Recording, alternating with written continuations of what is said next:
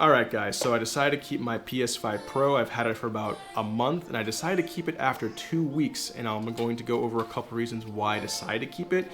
Hopefully it might help you in your decision making process, and yeah, anyway, let's get right into it. So the first reason is definitely not because I'm a PlayStation fanboy. I've been one all my life. I promise you, full disclosure, I am a fanboy. I am a fan of PlayStation Studios, all of it, but that's not one of the reasons. No bias there.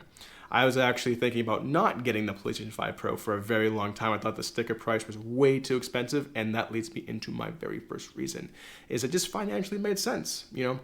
One of my friends, he found a good deal for me on Amazon. You know, I got up the PlayStation 5 Pro for $533 in open box mint condition. I was a little skeptical at first, but it literally was as if someone bought it, opened the box, said, I don't want this, and then this sent it back in buyer's remorse. So I sold my PlayStation 5 for $350, and in total it was about $183 to upgrade, which to me, that makes a lot of sense. Actually, thinking about it now, I did buy the disc drive, and that was $50, so that ends up being, what, $233 if I'm mathing correctly. So yeah, $233, not a bad deal to upgrade, for me at least. It just made a lot of sense. Number two, so it's the better performing console. Of course, you know, you can look at it, you know, any way you want. You know, it's just overall going to be the better performing console. It's got, you know, ray tracing, it's got PSSR, it's got AI upscaling, it's got all these different improvements. And how could I forget about the 2 terabyte HDD? Like, oh, well, sorry, no, not HDD, SSD. So yeah, we're on solid state drives now. Yeah, it's overall a lot better. You know, when I was playing on PS5, I could only have 3 games downloaded at a time, and it was pitiful. It was awful. I had to download games very frequently, so I'm very excited to now being able to have a library of games downloaded onto my console and host all my media, especially for someone who's making content. If I'm holding media on my console, it's gonna take up storage more than someone who's not making, you know, media. It takes up gigabytes. So having that 2 terabyte SSD is pretty great in my opinion.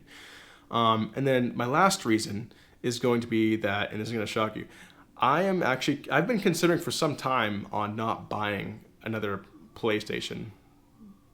Yeah. Kind of weird to say it out loud like that, but yeah, it's weird to say it out loud because I have been a PlayStation fanboy all my life. You know, started with the PS2, and I'm all the way up here to PS5, and PS6 is around the corner. I had all the handhelds, PSP, PSP Go, PS Vita. Huge fan. I love PlayStation, but you know, we're in a generation now where cross-platform, cross-compatibility, there's not much exclusivity, or exclusivity, I can see it dying, you know, and if that's the case, you know, why not just have one console to do it all, you know, right? So, for example, Steam, they have PlayStation games, and you might say, oh, well, you know, they release them every, you know, year after they release, so it's kind of like you gotta wait a long time, and it's like, dude, I'm old, I'm getting wrinkles, I can play a game like in 3 months. Like, that's how long it takes me to play an action game. I got a backlog longer. I have a backlog probably older than you. Unless you're 50, it's definitely not older than you. But if you're like maybe 25, I got a backlog older than you. So yeah, I can't afford. I can afford to wait, you know, another year to play, you know, a new exclusive or something like that. I also heard a rumor that, you know, Xbox, you know, they might be having PlayStation games join their platform. So if that's the case, it's like, where's the exclusivity now? You know what I mean? And then at the same time, you know, one thing that was grounding me to PlayStation was all my data, all my history. And what I'm talking about specifically is my trophies. I love trophy hunting and specific games, but I do love, you know, chasing a trophy. I like the dopamine hit that I get when a bling comes up. You know what I mean? You know what I'm talking about. When that pops up, I get really happy, you know, and I like to go back in my trophy catalog and say, oh, I got like 6 platinum trophies, really cool. I remember playing this game, it's awesome. But if I were to go somewhere else, that wouldn't be there. But that's not the case anymore. So if I'm playing a PlayStation exclusive that exists on Steam, I can still sync up to the PlayStation servers, and all my stuff still exists there. So it's not like I'm leaving. So yeah, it's weird to say that out loud. I'm not dead set on that, but it is something I have been considering for some time.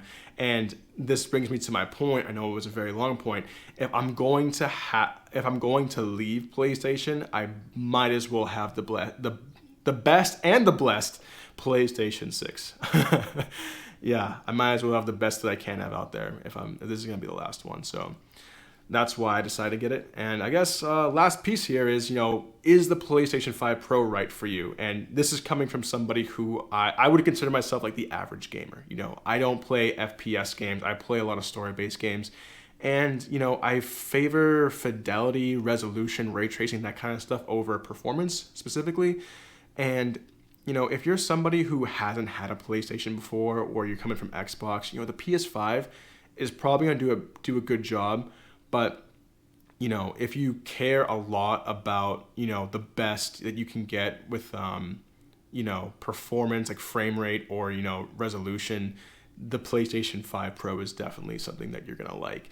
And I say that from experience because I can think back even recently, Silent Hill 2 and Resident Evil 4 Remake. I came into moments where I experienced some pretty extreme frame drops or, just some screen tearing. And that just kind of turns me off, So, and I was playing that in both modes. Like things just didn't work out for me. Like having to sacrifice one or the other. It's like, the frames are good, but then the textures, they don't look good. The ray tracing's gone, you gotta give and take. But with the PlayStation 5 Pro, you get to experience all of that and more. So I would definitely say if you're somebody who has an eye for detail, definitely something for you. If you're somebody who likes to optimize things, play with the TV settings, play with the graphics settings. If you're maybe a PC person and you want something to have, if you want to have a console in your living room, something for you. I definitely wouldn't suggest this to anybody who doesn't care about any of that stuff, or if you're somebody who doesn't even have a 4K 120 hertz TV. If you don't have that, then just forget about it. That's my overall experience with PlayStation 5 Pro right now. It just made a lot of sense for me to upgrade to it. To me personally, I hope this video will help you in your decision-making process. And if it did help you in your decision-making process, drop a comment. I want to hear how you're gonna proceed with the PlayStation 5 Pro. If you're gonna swipe left or swipe right on it or whatever, just let me know. I'm really curious.